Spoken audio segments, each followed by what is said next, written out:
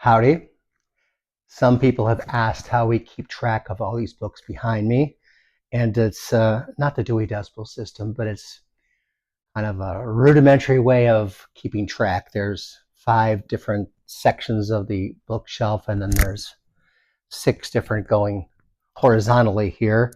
This book lives in 5B, so I took it from there. And this book is our treasure book today, The Slanted Door by Charles Phan. Or Phan?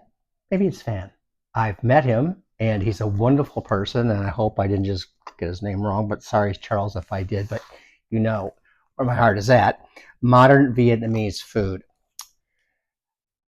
Janet and I went to the original Slanted Door at its location, which this is a cool way they did this.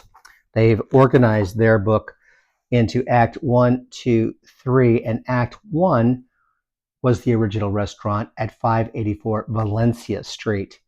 And then Act 2 moved over to Brannan Street, and then the ferry building for Act 3.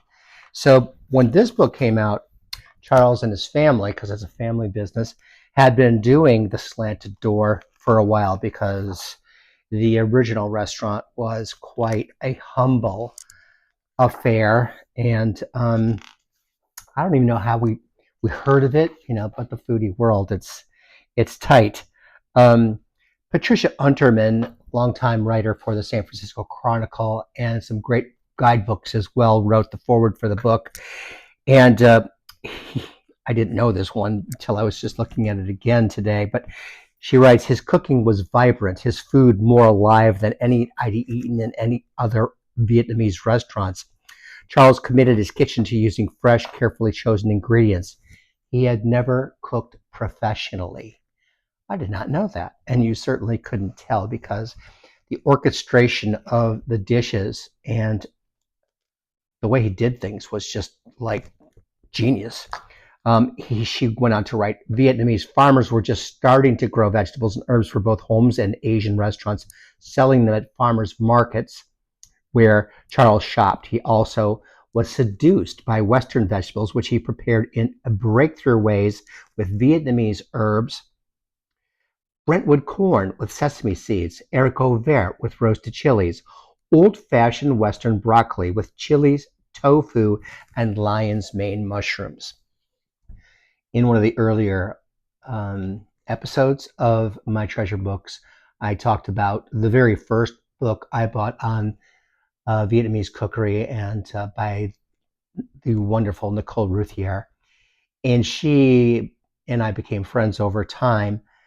What that book was about, what her cooking was about, what she was showing and giving evocation to was the very traditional, beautiful Vietnamese food that she grew up with and mastered as she got more and more professional with her book writing and her understanding of cooking.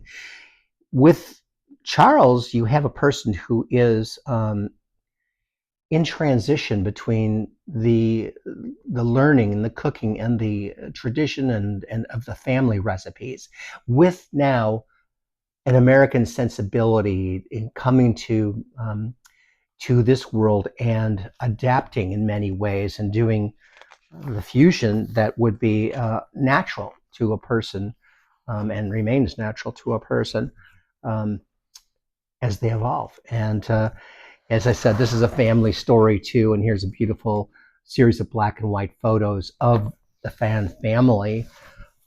Like I said, Janet and I went to the original one, and that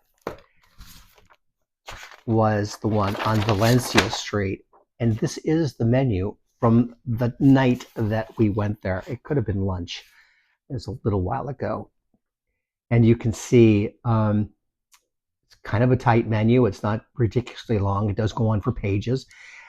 Forget about the pricing in some ways because, it was 25 years ago.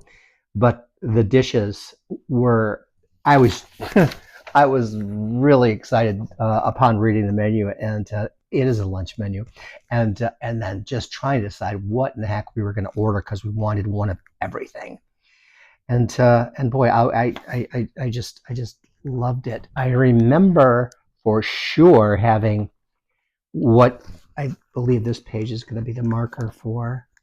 Yes, the shaking beef. He writes, our signature dish with an interesting history. I'm not going to read this right now because maybe one day you'll buy this book and you can read the history yourself. But the name Shaking Beef got my attention.